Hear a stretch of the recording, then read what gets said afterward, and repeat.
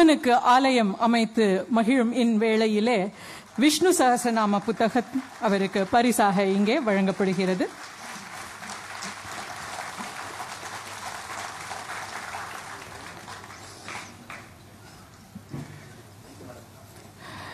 தலைவர் திரு அண்ணாமலை அவர்கள் தமிழ்நாடு பாரதிய ஜனதா கட்சி சிந்தனையாளர் பிரிவின் தலைவர் திரு ஷெல்வி அவர்களுக்கு மாலை அணிவித்து மரியாதை செய்வார்.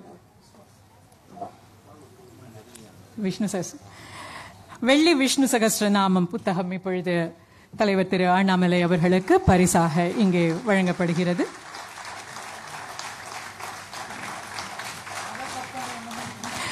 ரத சப்தமி ஆகிய இந்த நன்னாளில் இந்த பரிசு திரு அண்ணாமலை அவர்களுக்கு இங்கே வழங்கப்படுகிறது.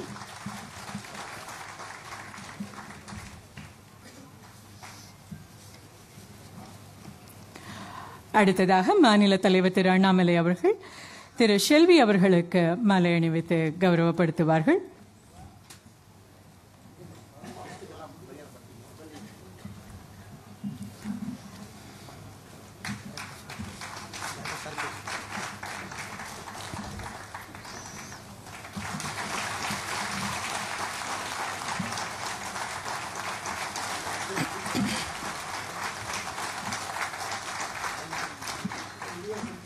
மோடி 3.0 என்று சொல்லும் பொழுதே நமக்கு பாரத பிரதமர் நரேந்திர மோடி அவர்களின் பல்வேறு திட்டங்களும் அவர் இந்த 10 ஆண்டுகளிலே தேச நலனுக்காக வழங்கி இருக்கிற பல சிறப்புகளும் நம் நினைவுக்கு வருகின்றது. இந்த அரங்கம் ஒவ்வொரு துறையிலும் சிறந்து விளங்கும் நிபுணர்களால் நிறைந்து வழிகிறது. நாம எல்லாருமே நம்மளோட ஹோம்ஒர்க்க பண்ணிட்டு வந்திருக்கோம். ஒவ்வொருத்தரும் மோடியோட எந்த திட்டமா இருக்கும், எது நமக்கு பிடிச்சது அப்படின்னா எல்லாருக்குமே டாப் 10 இருக்கும். Maybe start up India, stand up India, skill India, digital India, இப்படி எதுவாக வேண்டுமானாலும் இருக்கலாம். அதிலே மோடி 3.0 அதில் நமக்கு என்ன இருக்கிறது, தேசத்தை அவர் எங்கே அழைத்து சென்று கொண்டிருக்கிறார், அதில் நாடு எந்த அளவுக்கு உலக நாடுகளின் நடுவிலே முன்னிலையில் வகிக்கிறது என்று உங்கள் மத்தியிலே உரையாற்ற இப்பொழுது பாரதிய ஜனதா கட்சியின் தலைவர் திரு அண்ணாமலை அவர்களை அழைக்கிறோம்.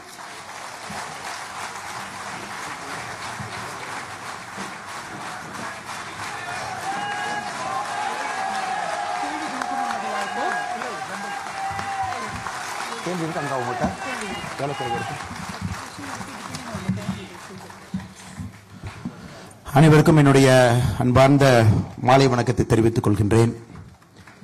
இந்த அற்புதமான அரங்கில் Modi 3.0 towards a bright future என்கின்ற தலைப்பில் பேசுவதற்காக இங்கே வந்திருக்கக்கூடிய நம்முடைய சிறப்பு விருந்தினர்களை இந்த நேரத்தில் நான் வாழ்த்தி வரவேற்கின்றேன். எனக்கு முன்பு பேசிவிட்டு அமர்ந்திருக்கக்கூடிய மூத்த பத்திரிகையாளர், தமிழகத்தினுடைய அரசியலை கிட்டத்தட்ட 50-60 ஆண்டு காலமாக உன்னிப்பாக கவனிக்கக்கூடியவங்க. எப்பவுமே சொல்லுவாங்க, சார், டெமோக்ரஸியில் ஒரு மாற்றம் என்பது it will never happen exponential, it will happen like a small gradual change. அந்த சின்ன சின்ன விஷயங்களை யார் உற்று பார்க்கின்றார்களோ அவர்களுக்கு தெரியும் அரசியல் மாற்றம் எப்படி நடக்கும் என்று. இன்னைக்கு அது போன்ற ஒரு மிக முக்கியமான மாற்றம் தமிழகத்திலே நடக்க ஆரம்பித்திருக்கிறது. அதையும் உற்று கவனித்துக் கொண்டிருக்கக்கூடிய மூத்த பத்திரிகையாளர் துக்ளக் என்று சொன்னால் அதில் வரக்கூடிய வார்த்தைகளுக்கு இன்னைக்கு ரமேஷ் அவர்களுடைய வார்த்தைகள் வலு சேர்த்து கொண்டிருக்கிறது. ஐயா ரமேஷ் அவர்களுக்கு என்னுடைய வணக்கத்தை, வாழ்த்துக்களை தெரிவித்து, கோலாகலா ஸ்ரீனிவாஸ் அவர்கள் பன்முகத்தன்மை வாய்ந்த ஒரு பத்திரிகையாளர். உலக அரசியல்ல என்ன நடந்தாலும் கூட ஒரு கத்துப்படிங்க. குறிப்பாக நம்முடைய East Asian politics, South Asian politics, இது எல்லாமே ரொம்ப ஆழமாக பார்க்கக்கூடியவர். இலங்கையில், மலேசியாவில், வேறு வேறு பகுதியில் பத்திரிகை ஆசிரியராக பணியாற்றக்கூடிய பெருமை அவருக்கு இருக்கு. தமிழகத்தில் மூத்த பத்திரிகையாளராக இருந்து, எடிட்டராக இருந்து, இன்னைக்கு தன்னுடைய சொந்த கருத்துக்களை உறக்கமாக தனக்கென்று ஒரு தனியாக ஒரு பெரிய ஃபேன் குரூப் இருக்கிறாங்க. கோலாகலாஸ் டிவியை நாம் எல்லாருமே பார்த்து கொண்டிருக்கின்றோம்.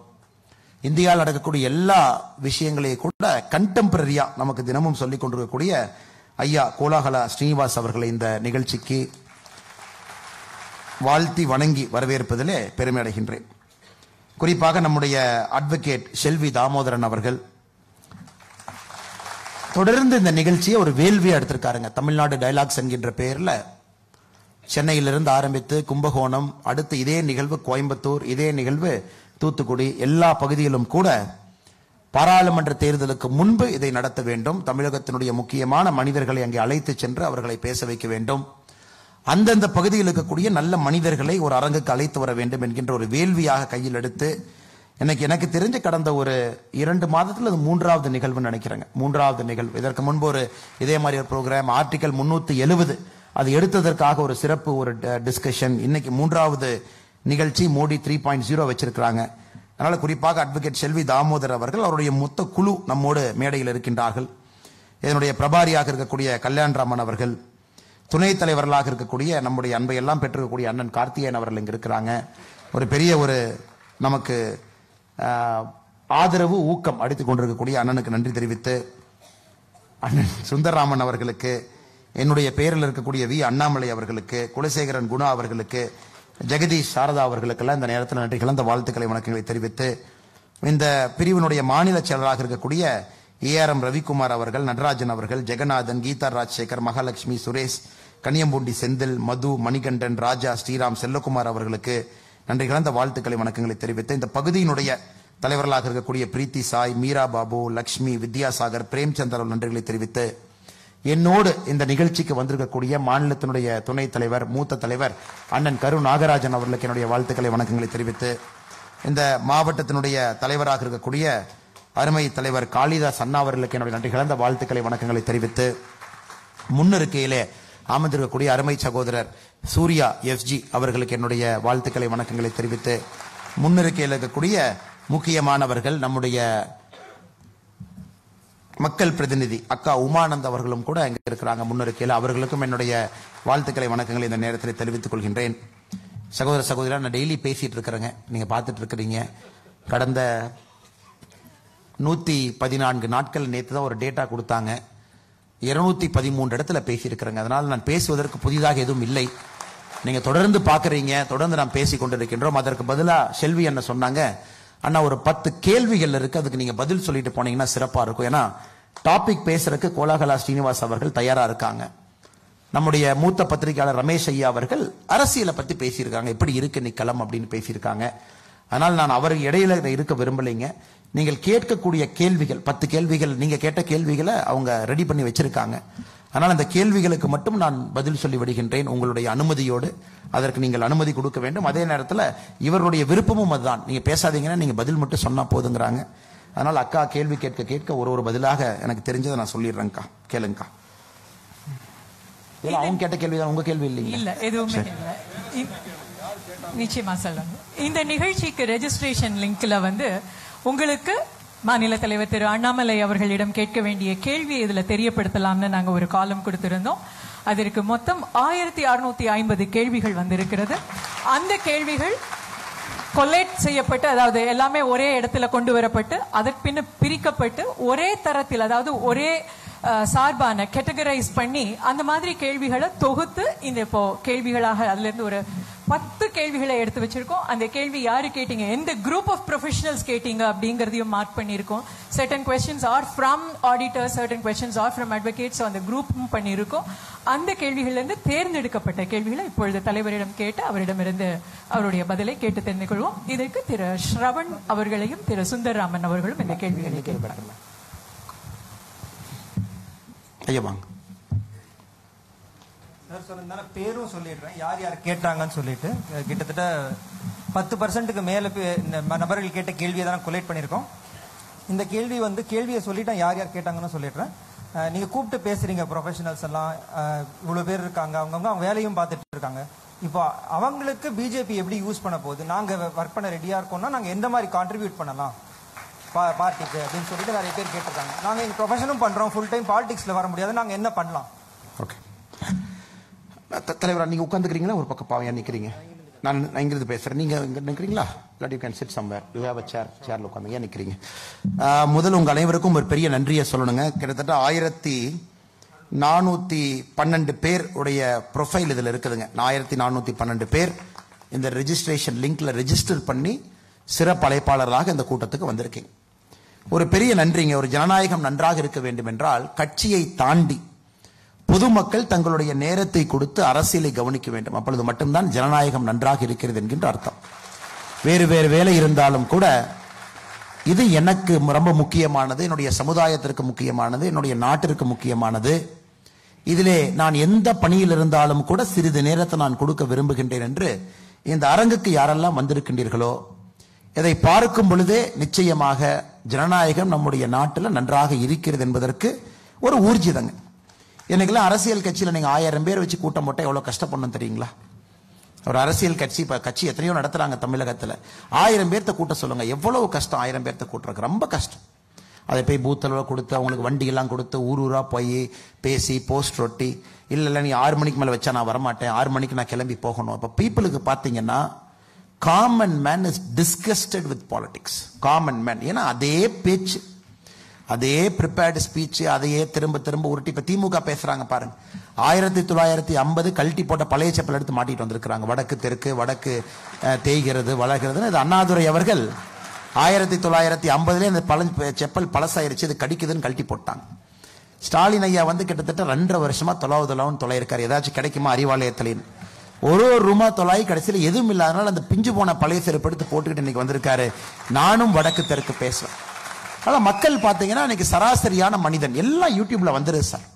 இப்ப கோலாகலா ஸ்ரீனிவாஸ் அவர்கள் இங்க வந்துதான் கேட்கணும் அவசியம் இல்லை இல்லையாங்கண்ணா. இப்ப நான் கூட உங்க பேச்சை வெளியே போகும்போது தான் கேட்க போறேன், வந்துதான் இல்ல ஐயாட்ட பர்மிஷன் வாங்கிட்டு தாங்க மேடைக்கு வந்தேன். அதனால இன்னைக்கு ஐயாவுடைய பேச்சை இங்க கேட்க வேண்டும் என்ற அவசியம் இல்லை, ரமேஷ் ஐயாவுடைய பேச்சை கேட்கணும் அவசியம் இல்லை. அதை தாண்டி இங்க நீங்க வந்திருக்கீங்கன்னா ஒரு ஈர்ப்பு இருக்கணும், அது நீங்க எல்லாம் முக்கியமானவர். Look at you all very professionals.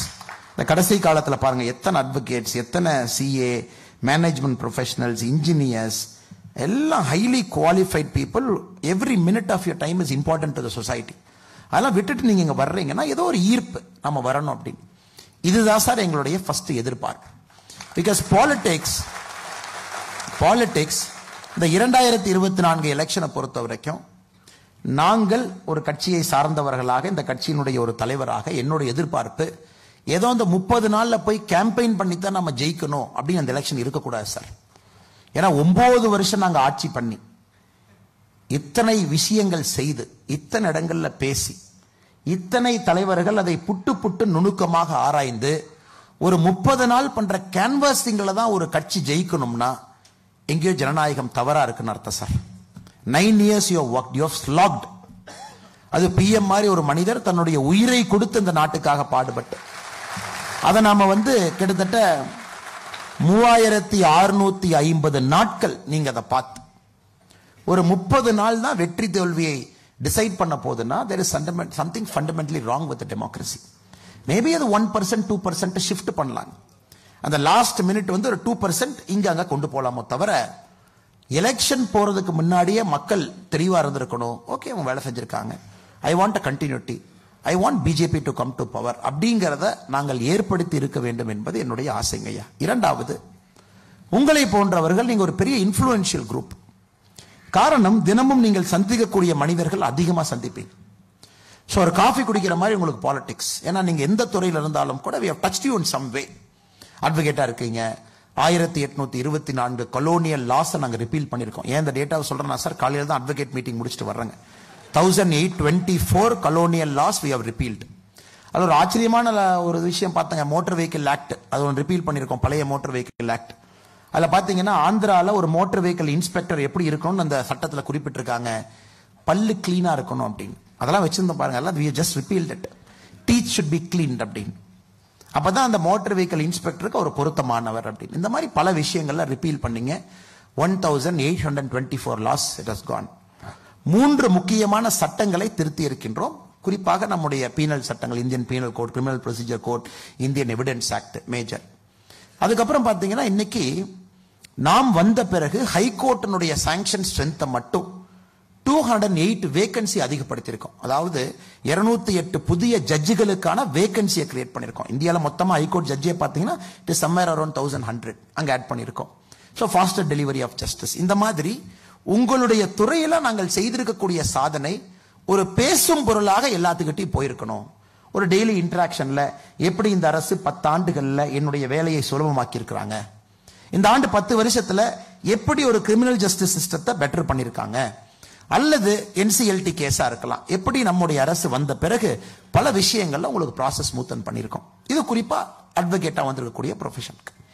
அல்லது நீங்க எல்லாருமே தினமும் ரோடு பயன்படுத்துறீங்க, ஒரு இன்ஃப்ராஸ்ட்ரக்சர் பயன்படுத்துறீங்க.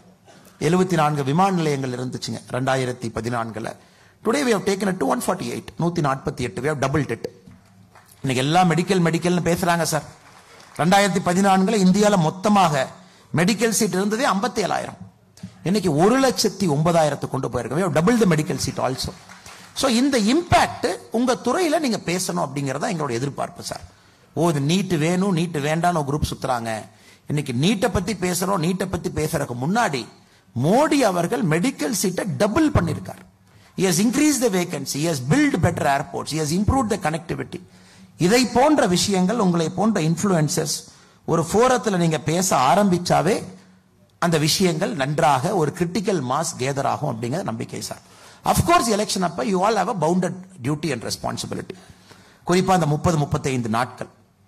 இப்ப நம்மனால நான் ஒரு கட்சியை சார்ந்திருந்தாலும் கூட இங்க வந்தவங்க நிறைய பேர் இண்டிபெண்டன்ட் அப்சர்வரா ஒரு இன்ட்ரெஸ்ட்ல மோடி 3.0 அதுக்காக வந்திருக்கீங்க. மோடி அவர்களை 3வது முறையாக அமர்த்த வேண்டும்.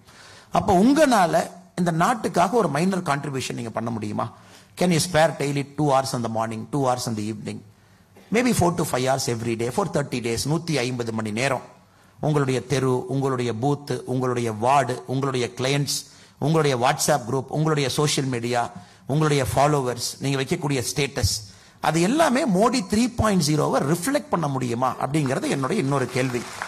இது யார் எங்கே இருந்தாலும் கூட ஒரு காளிதாஸ் அவர்கள் தான் வேலை செய்ய வேண்டும், அல்லது மேல இருக்கக்கூடிய கருணாகராஜ் அவங்க தான் வேலை செய்யணும், இல்ல தம்பி எஸ்ஜி சூர்யா அவங்க தான் வேலை செய்யணும், இல்ல சகோதரர் வினோத் செல்வம் அவங்க தான் வேலை செய்யணும், இல்ல உமானந்த் அக்காக்கு ஒரு பொறுப்பு இருக்கு அவங்க தான் வேலை செய்ய வேண்டும் என்பதை தாண்டி ஒரு நல்ல நாட்டை உருவாக்கக்கூடிய ஒரு மிக முக்கியமான வேலை உங்களுக்கு இருக்குங்க. That is your duty. அப்படிதான் நான் பாக்குறேங்க. இங்க இருக்கக்கூடிய நீங்க எல்லோருமே ஒரு ஸ்டேபிள் சொசைட்டியில் இருக்க வேண்டும் என்றால் மோடி அவர்கள் 3வது முறையா வரணும். அப்ப நீங்க இருக்கிற இடத்துல இருந்து you can influence people, you can call up somebody. நான் போன டைம் ஒரு பையன் என்கிட்ட சேலஞ்சா சொன்னார், சார் என்னோட கான்டாக்ட்ல 1300 பேர் இருக்காங்க. நம்ம லோக்கல் பாடி எலெக்ஷன் நடந்த பொழுது ஒரு சின்ன தம்பி ஆபீஸ் வந்தார்.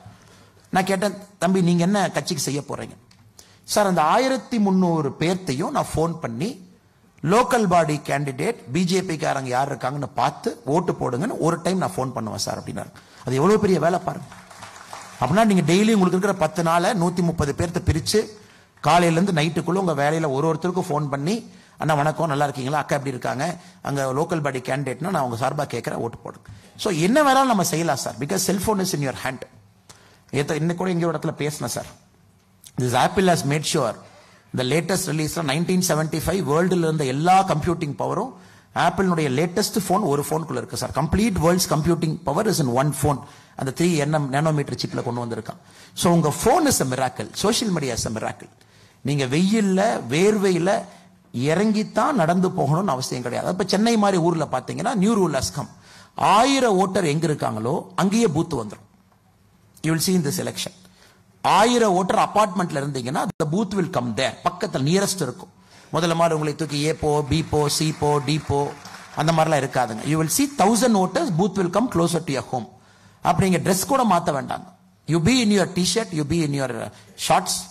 நீங்க காலையில ஒரு grocery போய் வாங்கிட்டு அப்படியே வந்து அந்த கியூல நின்னு ஓட்டு போட்டு அப்படியே நீங்க அபார்ட்மெண்ட்டோ உங்க காலனிக்குள்ளேயோ உங்க கேட்டட் கம்யூனிட்டிக்குள்ளேயோ போய்க்கலாம். சோ அது நமக்கு ஒரு எக்ஸ்கியூஸ் இல்ல அதுக்காக நான் காலையில எந்திரிச்சு 1 hour ஸ்பேர் பண்ணி என் டிரைவரை கூப்பிட்டு அல்லது நானே வண்டி ஓட்டி என் டிரைவருக்கு தொந்தரவு பண்ணி அவர் ஓட்டையும் கெடுத்து நானும் அங்க போய் நின்னதுக்கு அப்புறம் அவன் ஜாலியா சொல்லுவான், சார் ஓட்டு இங்க இல்ல வேற பக்கம் இருக்குன்னு நினைக்கிறேன் அப்படிம்பாங்க. நீங்க கேட்பீங்க எங்க சார் இருக்கு, நீங்களே கண்டுபிடிங்க அப்படிம்பாங்க.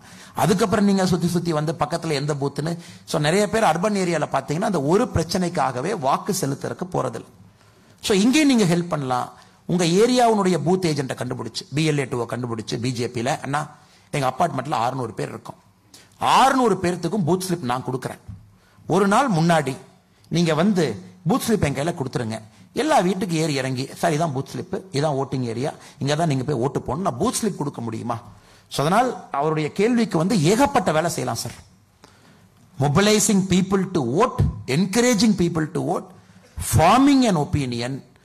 இந்தியா ஒரு நல்ல நாடாக ஸ்டேபிளான ஒரு நாடாக மோடி 3.0 உருவாக்குவதற்கு ஏகப்பட்ட வேலைகளை உங்களால் செய்ய முடியும். நீங்க இன்னைக்கு கஷ்டப்பட்டு இந்த ஹாலுக்கு வந்திருக்கீங்க, ஒரு 2 மணி நேரம் கொடுக்கறீங்கன்னா நான் சொன்ன வேலைகள் உங்களுக்கு பெரிது கிடையாதுங்க. நீங்க இன்னைக்கு வந்ததுதான் பெருசு. சோ நிச்சயமாக இந்த மாற்றத்தை நீங்கள் குடிப்பீர்கள் என்கிற நம்பிக்கை எனக்கு இருக்கு. முந்தின கேள்வி கேட்டது வந்து வைஷ்ணவி சைக்காலஜிஸ்ட், லட்சுமி நாராயணன் அசோக் நகர்லேருந்து, ரமேஷ் ராமமூர்த்தி சிஏ, அந்த மாதிரி பல பேர் இருக்காங்க சார். அடுத்த கேள்வி ஃபேன் ஃபேவரட்னு சொல்லலாம். ஃபேன் ஃபேவரட்னு சொல்லலாம். 1/6 ஆஃப் த ஆடியன்ஸ் கேட்டிருக்காங்க. நீங்க என்ன சொல்லியிருக்கீங்க? முதல் கையெழுத்து HRNC அபாலிஷன் சொல்லியிருக்கீங்க இல்லையா? அதுல 3 பங்கு கேள்வி இருக்கு. 3 பக்கம், 3 பங்கு.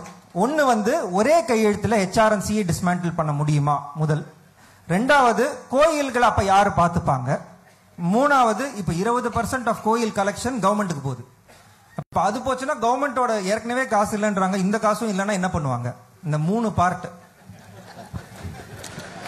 எனக்கு ரொம்ப சந்தோஷங்க. முக்கியமான கேள்வியை சரியான நேரத்தில் கேட்டிருக்காங்க. ஏன்னா எனக்கும் வந்து ஒரு வாய்ப்பு, இதுக்கு ஒரு பாலிசி கைட்லைன் எங்க மைண்ட்ல இருக்கக்கூடிய திங்கிங் உங்கள்கிட்ட ஷேர் பண்றதுக்கு ஒரு வாய்ப்புங்க. சார், இன்னைக்கு எதற்காக நாம் HRNC வேண்டாம் என்று சொல்லுகின்றோம்? ஏன் வேண்டாம் என்று சொல்லுகின்றோம் என்றால், HRNC அவங்க என்ன வேலை செய்யணுமோ அந்த வேலையை விட்டுட்டு மிச்சம் எல்லா வேலையும் செய்யறாங்க. இதனால ஃபர்ஸ்ட் கண்டிஷன் HRNC போகணும். செகண்ட் வரலாம் சார், எப்படி அதை சரி பண்ண போறோம், வாட் இஸ் தி ஆல்டர்னேட்டிவ் நான் ஷேர் பண்றேங்க சார். கோயில் யாருகிட்ட போகணும்? இன்னைக்கு சென்னையில் காளிகாம்பாள் கோயில் உதாரணமா எடுத்துக்கலாம் sir. It's very famous temple. Kalikambal கோயிலுக்கு நம்ம எல்லாரும் போயிருக்கோம். இப்ப காளிகாம்பாள் கோவில் யாருக்கு சொந்தம்? விஸ்வகர்மா சமுதாயத்திற்கு சொந்தம். இப்ப காளிகாம்பாள் கோயில் எப்படி நடத்துறாங்கன்னா, 10,500 விஸ்வகர்மா சமுதாயம் சென்னையில் இருக்கிறவங்க, அவங்க 6 ட்ரஸ்டியை தேர்ந்தெடுக்கணும். Everybody will vote. எவ்வளவு டெமோக்ராட்டிக் பாருங்க. ஏன்னா first right of the temple belongs to a community. அதுக்கு தான் கோயில் கட்டினாங்க. எல்லா கோயிலுக்கும் இதே மாதிரி தமிழ்நாடு முழுசு நீங்க பாத்தீங்கன்னா every temple is like this. 10,500 பேர் ஓட்டு போட்டு 6 ட்ரஸ்டியை தேர்ந்தெடுத்திருக்காங்க. இப்ப 6 ட்ரஸ்டி தேர்ந்தெடுத்தாச்சு சார். இந்த வாரம் இந்த 6 ட்ரஸ்டி ஒரு சேர்மனை தேர்ந்தெடுக்கிறாங்க. So chairman will come and sit. So இதே மாதிரி தமிழ்நாடு முழுவதும் எல்லா கோயிலுக்கும் பாத்தீங்கன்னா it belongs to a particular community. அதனாலதான் சில கோயில்ல பாத்தீங்கன்னா என்ன, அவங்க அரசியலுக்காக Dravida Munnetra Kazhagam upper caste lower caste இவங்க பொலிட்டிக்கலுக்காக என்ன நான்சென்ஸ்ல இத்தனை ஆண்டுகளா பண்ணாங்களோ, எத்தனையோ கோயில்ல பாத்தீங்கன்னா இவர்கள் சொல்லக்கூடிய லோவர் காஸ்ட், என்னை பொறுத்த வரைக்கும் there is nothing called upper caste and lower caste. இதை வச்சுதான் அவங்க அரசியலை பண்ணிட்டு இருக்காங்க. ஏதோ ஒரு சமுதாயம், ஒடுக்கப்பட்ட சமுதாயத்திற்கு ஒரு கோயில் இருக்கு. அந்த கோவிலினுடைய முதல் வழிபாட்டு உரிமை அவர்களுக்கு. அவங்க ஓட்டு போட்டு அந்த கோயிலை ரன் பண்ணணும். சோ தமிழ்நாட்டில் இருக்கக்கூடிய எல்லா பெரிய கோயிலுக்கும் இது பொருந்துங்க ஐயா. ஒரு காளிகாம்பாள் கோயில உதாரணமா சொல்றேன். ஒரு சேர்மன் வந்துடுறாங்க. அரசு கம்ப்ளீட்டா கோயிலிருந்து வெளியே வந்துடணுமா? அப்படி இருக்க முடியாது சார். ஆனா ஒரு நாட்டுக்குள்ள கண்டிப்பா அரசுக்கு வந்து ஒரு இடம் இருக்கணும். அது எந்த லெவல் இருக்கணும்? இப்ப இந்த 6 பேர்த்துக்குள்ள சண்டை, சேர்மனால் ஒரு முடிவு எடுக்க முடியல, அல்லது they want a grant from a government. ஏன்னா கன்கரண்ட் லிஸ்ட்ல என்டோமெண்ட் இருக்கு சார். நீங்க பாத்தீங்கன்னா state list, union list, concurrent லிஸ்ட்ல என்டோமெண்ட்ங்கிற வார்த்தை கன்கரண்ட் லிஸ்ட்ல இருக்கு. ஏன்னா நம்ம கான்ஸ்டிடியூஷன் உருவாக்கும் பொழுதே நம்முடைய மேக்கர்ஸ் ஆஃப் கான்ஸ்டிடியூஷன் என்டோமெண்ட்டை கன்கரண்ட் லிஸ்ட்ல ஒரு காரணத்துக்காக வச்சிருக்காங்க. சோ கவர்மெண்ட் இருக்கணும், ஆனா இதற்காகவே கவர்மெண்ட் இருக்கக்கூடாது. தாசில்தாருக்கு இருக்கக்கூடிய பல வேலையில ஒரு கோவில் இருக்கக்கூடிய டிஸ்பியூட், ஒரு லேண்ட் பிரச்சனை, அதை திரும்ப ரீக்ளைம் பண்றாங்க, கோர்ட்டுக்கும் கோயிலுக்கு ஒரு பிரச்சனை, தாசில்தார் லெவல்ல இதை போன்ற அலுவலக ஆபீசர்ஸ் எத்தனையோ வேலையை பார்க்கக்கூடிய ஒரு தாசில்தார் ஒரு கோயில் வேலையை ஒரு டிஸ்பியூட் ரெசல்யூஷன் அத்தாரிட்டியா இருக்கணுமோ தவிர, இவர்களே கோயிலுக்குள்ள போய் டிஸ்பியூட்டை ஏற்படுத்தக்கூடிய அத்தாரிட்டி ஒரு ஜேசியினுடைய வேலை என்ன சார்? எந்த கோயில்ல சண்டை போடுவாங்கன்னு உட்கார்ந்து இருக்காங்க. இந்த கோயில்ல சண்டை போட்டா HRNC உள்ள கொண்டு போயிடலாம். இப்ப தமிழ்நாட்டினுடைய ஃபேவரட் ஸ்டைல் என்ன சார்? இப்ப திமுக குலதெய்வம் கோயில் எங்கெல்லாம் சண்டையா உள்ள HRNC போயிட்டு இருக்கு. நீ 2 பேரும் சண்டை போட்டியா, உனக்கு 2 செட் ஆலியா, அதை சால்வ் பண்ண வேண்டும் என்கின்ற இது கிடையாது அவங்களுக்கு. ஊர்ல ஒரு பீஸ் கமிட்டி மீட்டிங் போட்டு தாசில்தாரை வச்சு எல்லா ஊர் மக்கள்லாம் வந்து உட்காருங்க, ஏன் குலதெய்வம் கோயிலுக்கு சண்டை போட்டுக்கிறீங்க, சால்வ் பண்ணுவோம். அது போன்று எங்கேயும் HRNC நடத்தாது சார். சண்டையா ஒரு குரூப் நேரா HRNC போய் பெட்டிஷன் போடுறாங்களா, HRNC ஆக்ட்னுடைய செக்ஷன் இன்வோக் பண்ணி நேரா போய் அந்த கோயிலை கண்ட்ரோல் எடுத்து ஃபிட் ஆபீசர் போட்டுருவாங்க சார். இது வந்து நாங்க ஏதோ மேம்போக்கா அப்படியே பேசல சார். நிறைய ஸ்டடி பண்ணி யோசிச்சு பிராக்டிக்கலான ஒரு சொல்யூஷன் இருக்கிறனால தான் ஸ்ரீரங்கத்தில் நம்முடைய பாத யாத்திரை 100வது தொகுதியில் நாங்க சொன்னோம் HRNC நம்ம எடுத்துருவோம்.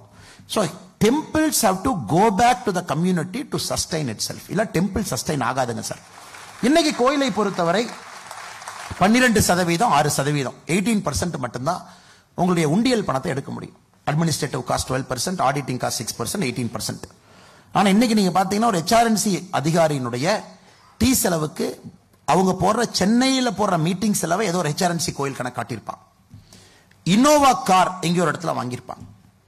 இன்னைக்கு திருச்செந்தூர் டெம்பிள்ல 5000க்கு மேற்பட்ட பசுக்கள் தானமாக கொடுக்கப்பட்டது ஆடிட்டிங்ல இல்ல. That is missing.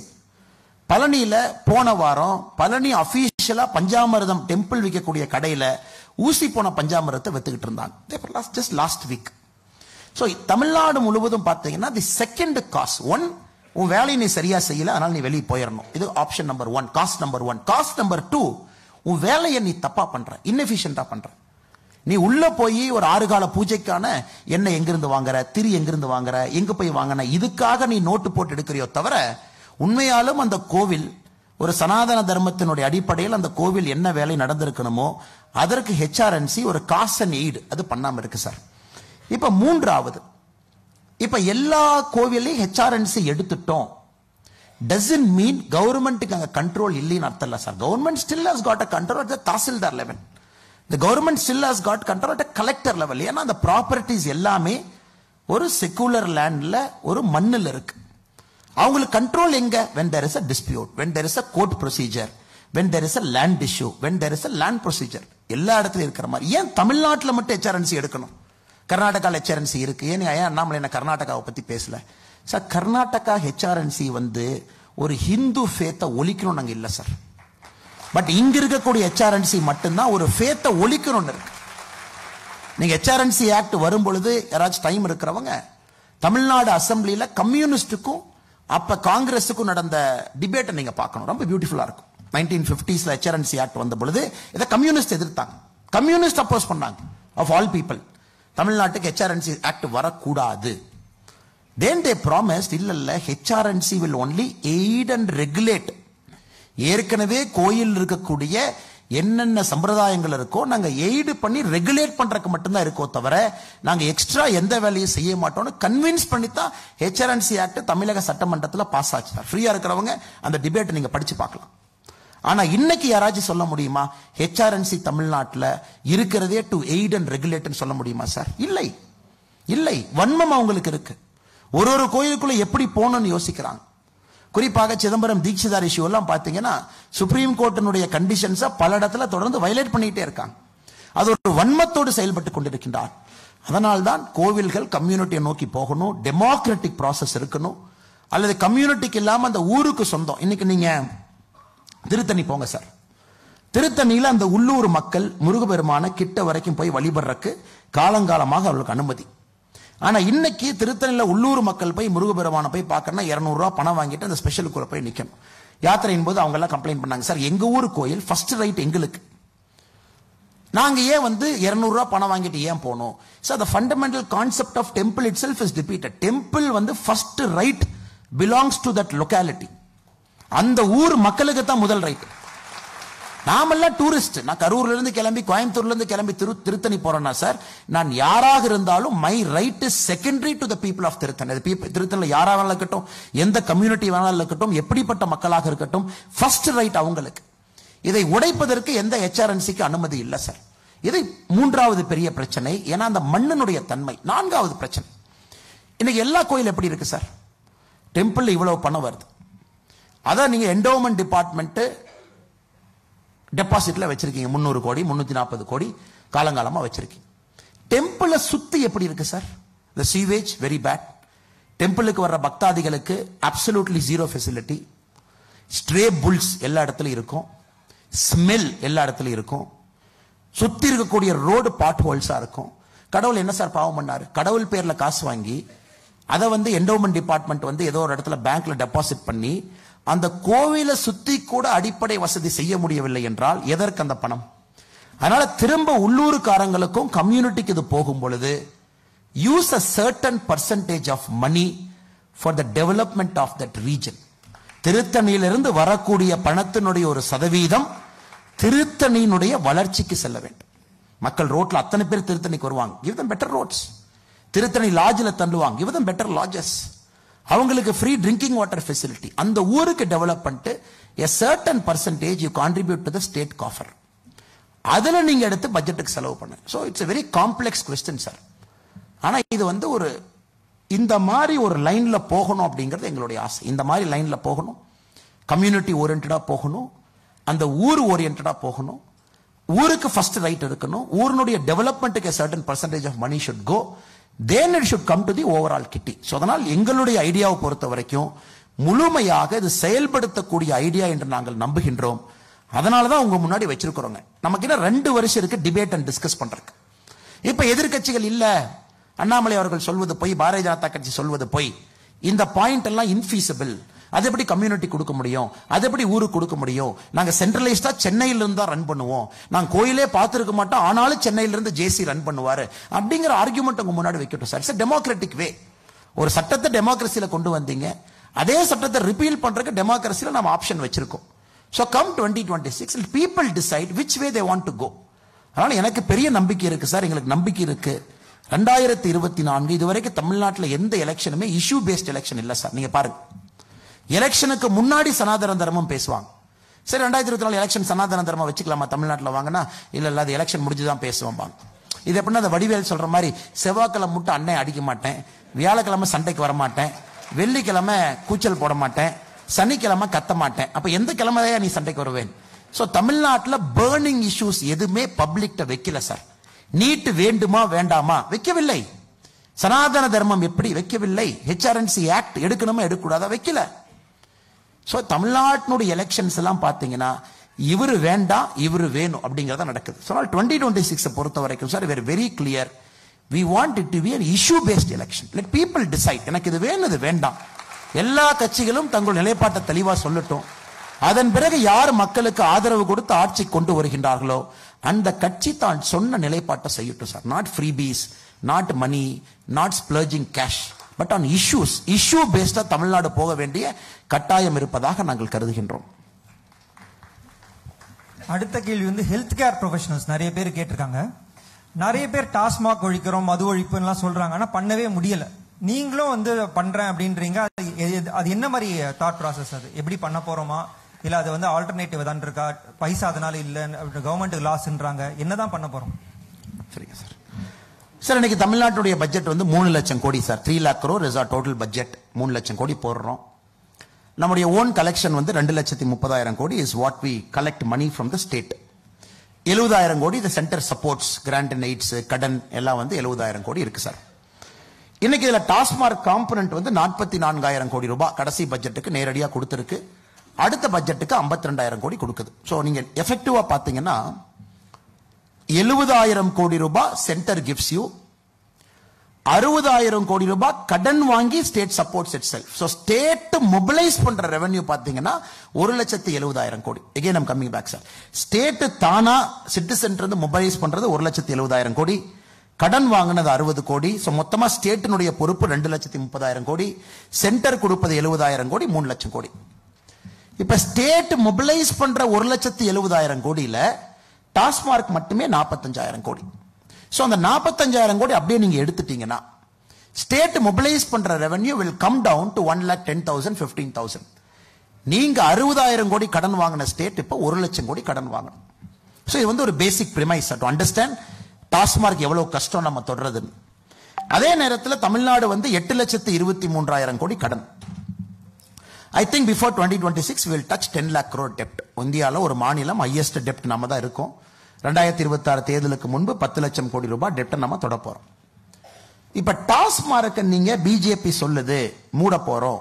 ஆமா சார், பிஜேபி கண்டிப்பா சொல்றோம் மூட போறோம். எப்படி sir? Day 1 nobody in their right mind can close TASMAC. நேரா வந்தோடனே கருணாகராஜன் எங்க இருக்கக்கூடிய தலைவர்கள், உமானந்த அக்கா அல்லது நீங்க யாரோ ஒருத்தர் அந்த துறையினுடைய அமைச்சரா வந்து இல்ல டே 1 நம்ம சொல்லியாச்சுங்க, டே 1 எல்லாம் வாங்க கையெழுத்து கொண்டு போட்ட டாஸ்மார்க்ல முடியாச்சு எல்லாத்தையும் சொல்லிருங்க. Sir, day 1 you close TASMAC will create more problems than owning a TASMAC.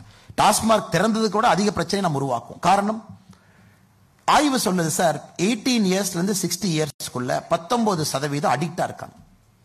So day 1 you close the TASMARK, you will create so many societal problems. People are addicts. People are drunk.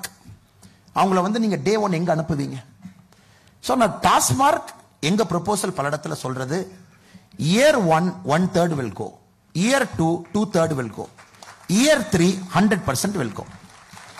இப்போ 1/3 போயிருச்சு, 2/3 போயிருச்சு, 100% போயிருச்சுன்னா இயர் 1 தமிழ்நாடு ஃபுல்லா de addiction centres ஒரு தாலுக்குக்கு ஒன்னாச்சு open பண்ணணும் sir. parallelly this has to go.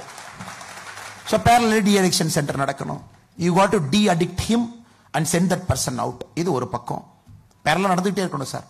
டாஸ்மார்க்ல வேலை செய்யக்கூடியவர்கள் அவ்வளவு employment loss. You have to rebalance. You have to send them somewhere. அது நீங்க HRNC வேற மூடுறேன்னு சொல்றீங்க. அங்க இருக்கிற ஸ்டாஃப் அவங்களே ரீபேலன்ஸ் பண்ணணும். So they also have to go. யாரையும் வந்து வீட்டுக்கு அனுப்புறது இல்லைங்க sir. You have to rebalance them. இந்த ரெண்டு வேலையும் பேரலா நடக்கணும். So இப்ப தமிழ்நாடுக்கு assuming day 1 first year we lose 15,000 crore revenue. இப்ப இது ஒரு பார்ட் சார். இப்ப பார்ட் B க்கு வரல சார். ரெவென்யூ எப்படி ஒரு ஸ்டேட் ஜெனரேட் பண்ணுது அப்படிங்கறத உத்தரப்பிரதேஷ் ஒரு எக்ஸாம்பிளா சொல்றேன் sir. The number of people who go to Mecca, Saudi Arabiaல மெக்காக்கு போன வருஷம் போனவங்க 2 கோடி பேர் சார். மெக்கால போய் இஸ்லாமியர்கள் வேறு இஸ்லாமியர்கள் போய் மெக்காக்கு போய் சாமி கும்பிட்டு வந்தாங்க. சவுதி அரேபியாக்கு அதன் மூலமாக கிடைத்த revenue $12 billion. The number of people who went to Vatican last year 80 lakh. The number of revenue generated for Vatican City $315 million. The number of people who went to Tirupati last year 2.5 crore. Revenue generated 1200 crore. இதுதான் மூணு இடம் தான் India உலகத்துல அதிகமா footfall போய் மக்கள் வந்தாங்க, கடவுளை பார்த்தாங்க, அந்த நாட்டுக்காரனுக்கு சந்தோஷம், அப்பா பணம் வந்துருச்சுனா வருமானம் சார். திருப்பதி பொறுத்த வரைக்கும் the money doesn't go to a state or a country, it goes to a endowment structure. உங்க எல்லாத்துக்கும் தெரியும். Now State Bank of India in its research report published last month that says the number of people who will visit Ayodhya next year will be 5 crore. So Ayodhya is going to overtake Saudi 2 கோடி, Vatican City 80 லட்சங்க, Tirupati 2.5 crore, Ayodhya will attract 5 crore. இந்த 5 கோடி பேர் அயோத்தியா போறனால யூபிக்கு என்ன லாபம்? Again the State Bank of India a calculative model ஒரு mathematical model which they calculates this people will generate 4 lakh crore to UP state. சரி okay, அப்ப அந்த 4 லட்சம் கோடி யாருக்கு போகுங்க? பூ விக்கிற அக்காக்கு, பஜ்ஜி விக்கிற அண்ணனுக்கு. அயோத்தியா போறவங்க அயோத்தியா மட்டும் போக மாட்டாங்க, மதுரா போவாங்க, வாரணாசி போவாங்க, அப்படியே ஒரு ரவுண்ட் அடிச்சுட்டு வருவாங்க. ஸோ ஃபுல்லா தேவ் கேல்குலேட்டட். அங்க இருக்கக்கூடிய ஹோட்டல்காரனுக்கு பிசினஸ், ஒரு ஹோட்டல்ல போய் ஒரு ரொட்டி சாப்பிடுவாங்க, ஒரு சமோசா சாப்பிடுவாங்க. So the cumulative economic output this 5 crore people will generate in Ayodhya 4 lakh crore. UP state கவர்மெண்ட்டுக்கு எவ்வளவு பணம் வரும்? Again the State Bank of India has calculated it will earn 25,000 crore. Sir, எனக்கு தெரிஞ்சு the most powerful startup is Ayodhya temple. You invested 1,800 crore. You invested 1,800 crore. Year 1 returns of 4 lakh crore. Tax of 25,000 crore. பாருங்க, தமிழ்நாட்டில் எத்தனை temple இருக்கு sir, எத்தனை temple இருக்கு. Just imagine. You have to utilize the potential. எவ்வளவு tourist potential இருக்கு. இது எதுவுமே நீங்க tape. would you believe sir, the mining of the state earns 1,000 crore to the state. Mining வந்து வெறும் 1000 கோடி ரூபாய் தான் கணக்கு காட்டியிருக்காங்க பட்ஜெட்ல. ஆனா ஹைகோர்ட்ல போய் சாண்ட் மைனிங்ல கவர்மெண்ட் லாஸ் மட்டுமே ஒரு பீரியடுக்கு 4,500 கோடி காட்டியிருக்காங்க. So mining we believe is a 1 lakh crore potential in our state. நம்ம ஊர்ல மைனிங் மட்டும் 1 லட்சம் கோடி உங்களுக்கு கொடுக்கும். ஸோ நாங்கள் டீட்டெயிலாக வேலையெல்லாம் உட்காந்து ஒரு டாக்குமெண்ட் ஒர்க் பண்ணோம் சார். நிறைய ப்ரொஃபஷனல்ஸை கூப்பிட்டு ஒரு 350 page document which is available in BJP website. நீங்கள் ஃப்ரீயாக இருக்கும்போது my kind request to all of you, you should go to Tamil Nadu BJP website, download கள்ளுக்கடைகளை திறந்தால் வரக்கூடிய வருமானம் அப்படின்னு ஒரு 350 பேஜுக்கு ஸ்கெட்ச் பண்ணியிருப்போம். ஒரு பணமரத்தை கால்குலேட் பண்ணி சார், தமிழ்நாட்டினுடைய மொத்த பணமரத்தை கால்குலேட் பண்ணி, ஈல்டு பொட்டன்ஷியல் கால்குலேட் பண்ணி, அதில் 20% மைனஸ் பண்ணி 138 பொருட்கள் எடுத்திருப்போம். அது எல்லாம் நம்ம பண்ணி அதுக்கு ஒரு தனியாக ஒரு இது கொடுத்து sir, we have said we will generate 1,05,000 crore. கல்லுக்கடையும் கல்லு இல்லாம 137 தென்னை மரம் பனை மரத்தினுடைய பொருள்ல 1,05,000 கோடி ஜெனரேட் பண்ண முடியும். இது சும்மா ஐவாஷ் சார். இது ஐயோ நீங்க வந்து டாஸ்மார்க் மூடிட்டீங்கன்னா ஐயோ மக்களுக்கு வந்து வருமானம் போயிடும் சார். 44,000 கோடி டாக்ஸ் தான் சார் தமிழ்நாடு கவர்மெண்ட்டுக்கு. 1,00,000 கோடி டாஸ்மார்க் டாக்ஸை தாண்டி வருமானத்தை கொடுக்குது. நடத்தக்கூடிய ஆலைகள் ஓனருக்கு ப்ராஃபிட். அவங்க பேலன்ஸ் ஷீட்ல எடுத்து பாருங்க. இவங்களாம் உதயநிதி ஸ்டாலின் பெரிய பெரிய டிஷர்ட்ல ஆடெல்லாம் போட்டு வர்றாருல்ல சார், அவங்களுடைய ஆனுவல் ஸ்டேட்மெண்ட் எடுத்து பாருங்க. Look at their sales, look at the revenue they generate. 1,00,000 crore ரூபாய் டாஸ்மார்க்கு வெளியே இருக்கு. This is the root of political corruption. Political கரப்ஷனுடைய ரூட்டே டாஸ்மார்க்கு வெளியே ஆல்கஹால் மூலமாக வரக்கூடிய revenue is the root of political corruption. அதனாலதான் அவர்கள் டாஸ்மார்க்கை ஏன் மூடக்கூடாதுன்னா, அவர்கள் நடத்தக்கூடிய சாராய ஆலைகள் டாஸ்மார்க்கு லிக்கர் கொடுக்கணும். So 44% of TASMACs off take. நான் சொல்ற எல்லா டேட்டா பப்ளிக் டொமைன். டாஸ்மார்க்கினுடைய ஆனுவல் பேலன்ஸ் ஷீட் இல்ல சார், பட் எங்ககிட்ட இருக்கு. அவங்க பப்ளிக்கா டிஸ்பிளே பண்றது இல்ல. நீங்க எடுத்துக்கலாம், கொஞ்சம் முயற்சி பண்ணி நீங்க எடுத்துக்கலாம். நீங்க 2 ஆண்டு டாஸ்மார்க்கினுடைய பேலன்ஸ் ஷீட்டை மட்டும் நீங்க பார்க்கணும். 5300 கடைகள் எப்படி பேலன்ஸ் ஷீட், சேலரி எவ்வளவு, மார்க்கெட்டிங் காஸ்ட் எவ்வளவு, டிஸ்டிலரி எவ்வளவு, ரா மெட்டீரியல் எவ்வளவு, ப்ராஃபிட் எவ்வளவு பாருங்க. You will clearly understand if you look at the Tasmark model. 44% டாஸ்மார்க்கினுடைய sales it comes from 3 companies which are directly owned by DMK people. Directly owned by, இதெல்லாம் நம்ம MRO defamation சுட் போதெல்லாம் sir, வர காலத்துல இந்த டேட்டாலாம் நாங்கள் கோர்ட்ல கொடுப்போம். You will see 3 பேருடைய நிறுவனம் தான் டாஸ்மார்க்கினுடைய 44% சேல்ஸ். அதனால் 100% டாஸ்மார்க்க மூடி ஆகணும் சார். 100% கள்ளுக்கடைகளை திறந்து ஆகணும். 100% டாஸ்மார்க்ல வேலை வாய்ப்பு இழந்தவர்கள் எல்லோருக்கும் திரும்ப வேலை வாய்ப்பை பேலன்ஸ் பண்ணி கொடுக்கணும்.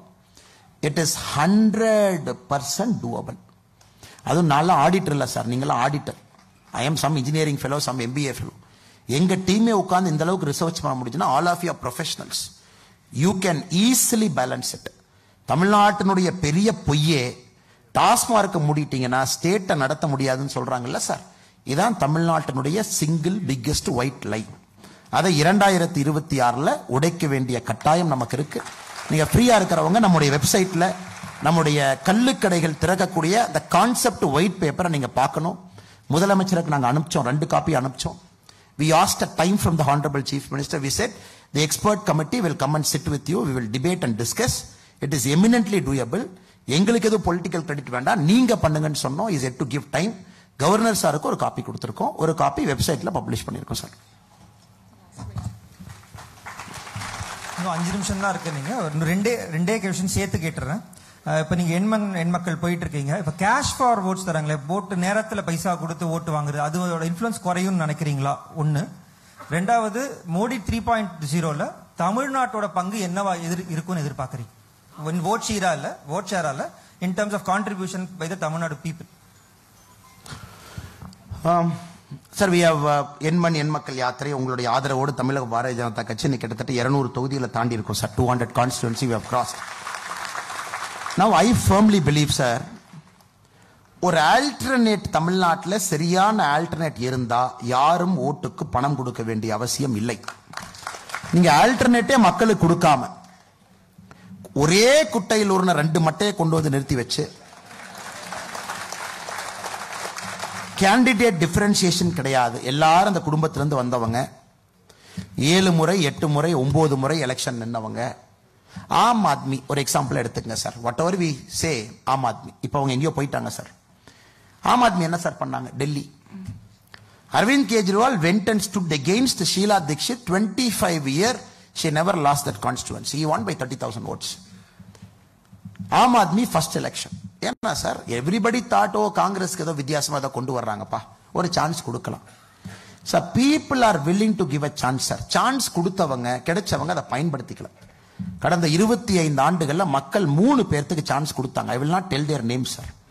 சான்ஸ் கொடுத்ததுக்கு அப்புறம் மறுபடியும் போய் நீங்க டிராவிடியன் பார்ட்டியோட அலையன்ஸ் வச்சீங்கன்னா எப்படி சார் மக்கள் உங்களை ஏத்துக்குவாங்க? Politics sometimes is patience. ஒரு சான்ஸ் கொடுத்து ஒரு ஆப்ஷன் கொடுத்ததுக்கு அப்புறம் 10 years நீங்க நிக்கணும்.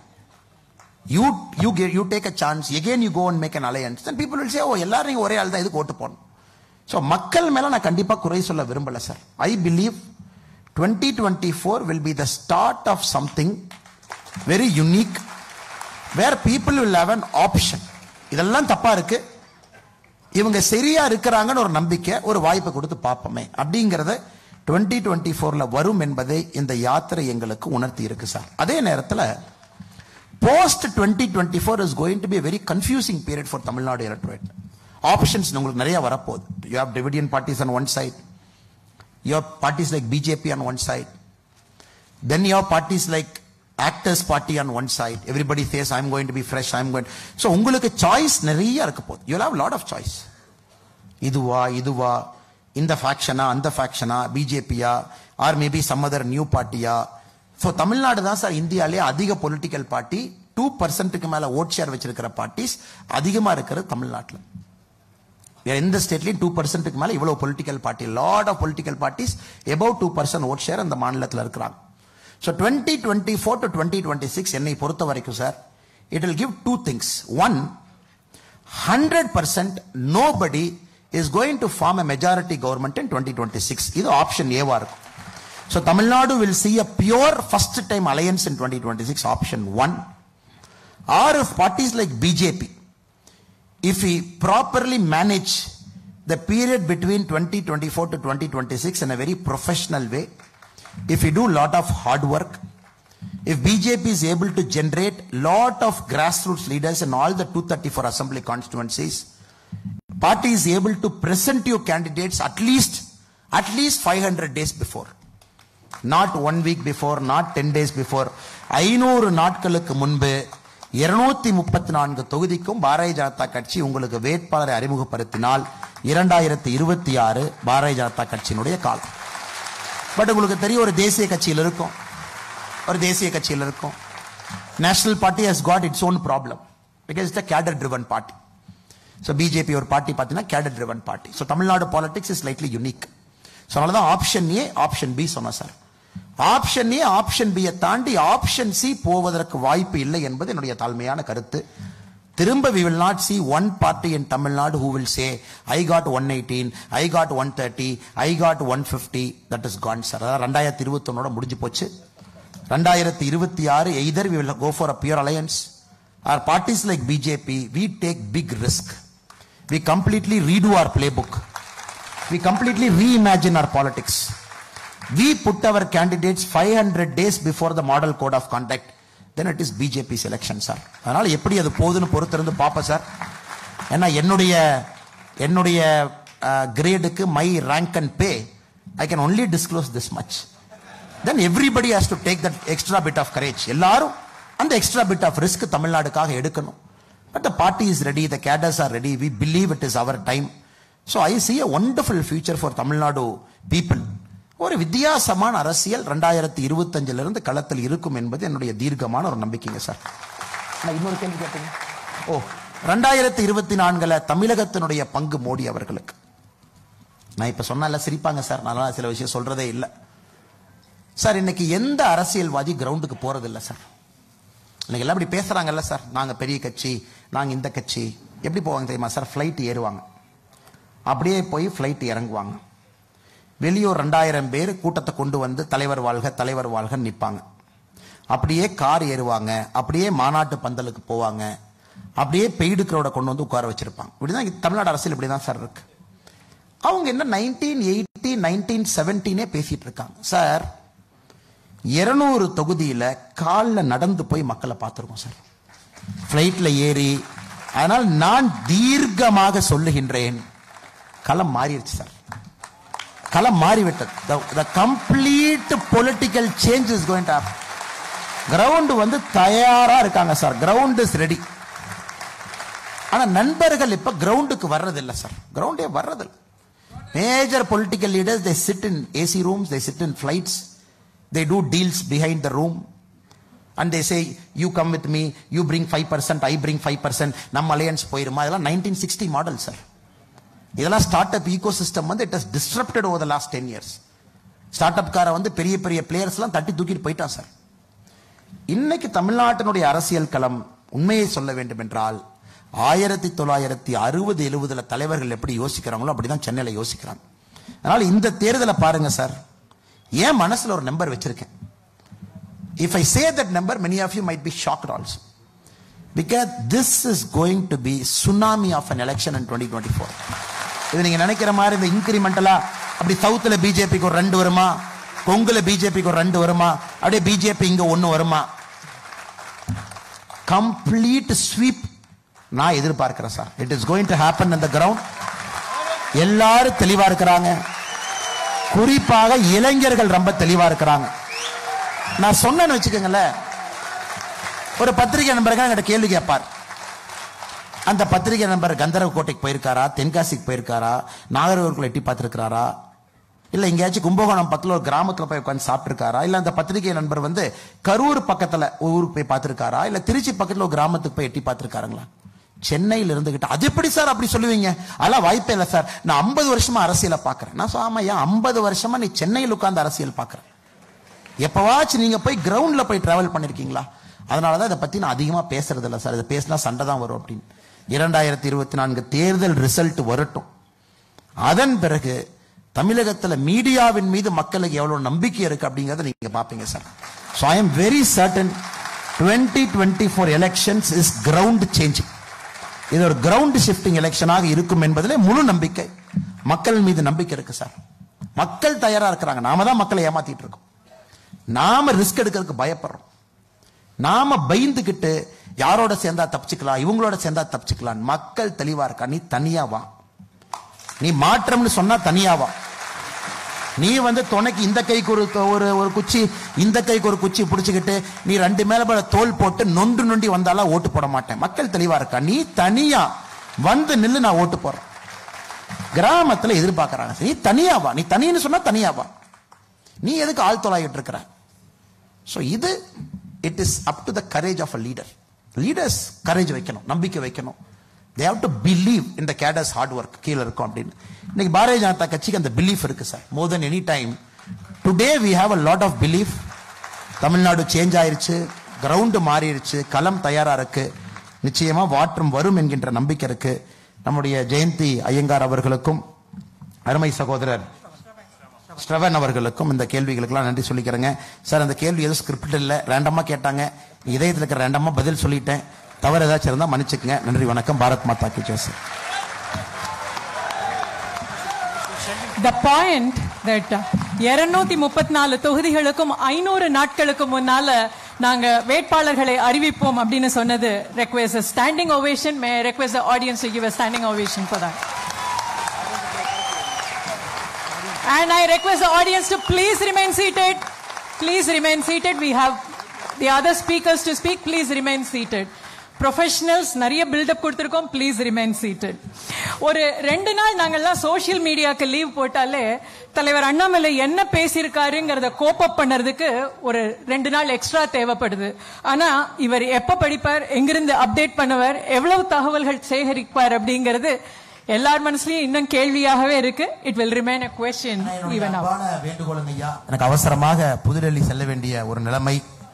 கண்டிப்பாக நீங்கள் கோலாகலா ஸ்ரீனிவாசனுடைய பேச்சை கேட்டுவிட்டு செல்ல வேண்டும் என்கின்ற அன்பான வேண்டுகோள் உங்களுக்கு வைக்கிறேன். எனக்கு வேற வழி இல்லாதனால நான் கிளம்பணும். எப்பொழுதுமே ஒரு நிகழ்ச்சியில பாதியில கிளம்ப போற ஆள் நான் கிடையாது இல்லைங்க. அதனால வந்தோடனே கோலாகலா செய்யாட்ட அனுமதி வாங்கிட்டேன். ஐயா முதல்ல நான் பேசிட்டு கிளம்பிறேன்னு ஐயா அனுமதி கொடுத்தனால போறேன்.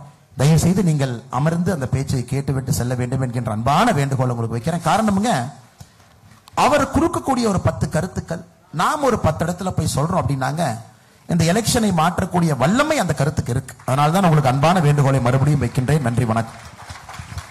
May we request the audience to please remain seated. எல்லாரும் உங்களுடைய இருக்கையில அமர்ந்தீங்க.